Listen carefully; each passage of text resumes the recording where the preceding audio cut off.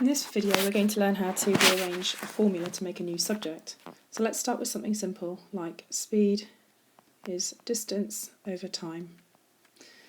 For example, if we want to make d, distance, the subject of the formula, that means that is what we want to have at the beginning. We want to have d equals something else involving the other variables s and t.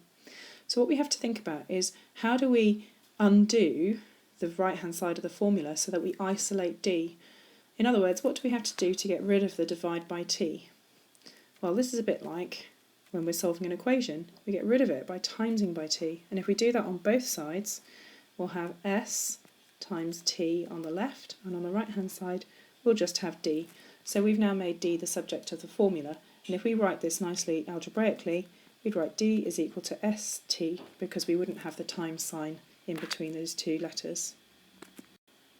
Okay, so now let's go on to something a little bit harder. Let's try using the volume of a cone. So V is equal to 1/3 pi r squared h.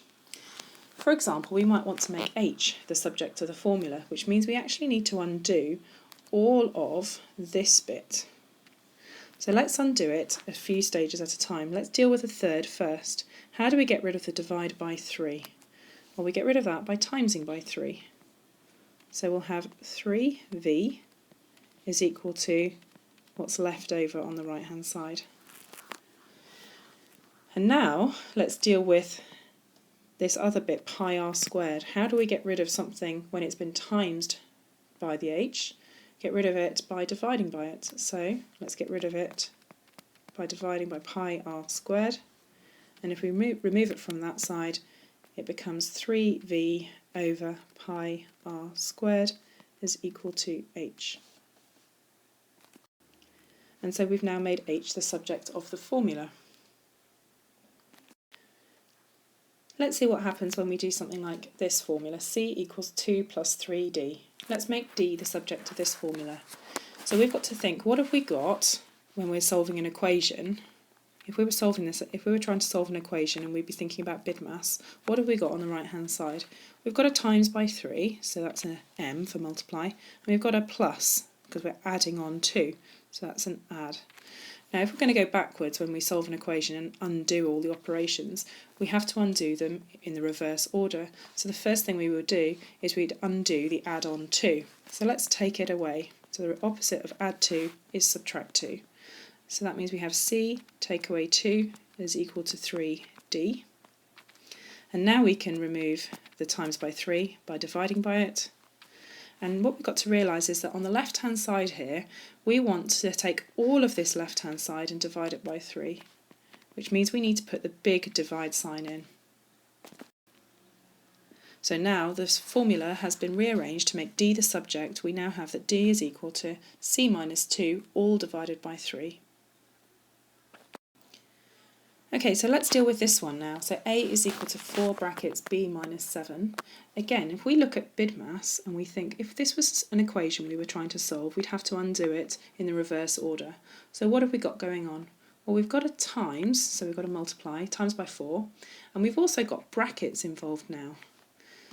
And we do have a subtract, but the brackets are what's really important here because we've got the brackets around the b minus 7. So let's see, if we're going to undo this in the reverse order, we need to actually remove the times by 4 first. So let's divide by 4 first. So we have a divided by 4 is equal to what's left, which is the brackets. Now we need to say, okay, how do we get rid of the take away 7? The opposite of take away 7 is add 7. So we've got this thing on the left plus 7. And we get that is equal to b. Now some of you may have decided that you didn't like seeing it like this with brackets, and you may have chosen to expand your brackets right from the beginning. So if you'd written that a is equal to 4b and then worked out that 4 times 7 is 28, we could have done this a different way. We could have then said, okay, well we've got a times by 4 and a take away 28, so we've got to deal with the 28 first by adding it on. So we'd have a plus 28 is equal to 4b, and now we divide by 4, So we have A plus 28 all divided by 4 is equal to B. And some of you may be a bit worried that this looks different to the other answer that we had.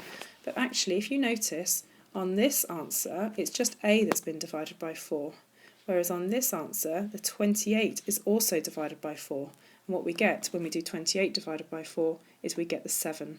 So this bit is actually equal to the plus 7. So we still have exactly the same as what we had the other by doing it the other way. And importantly, both answers are completely correct.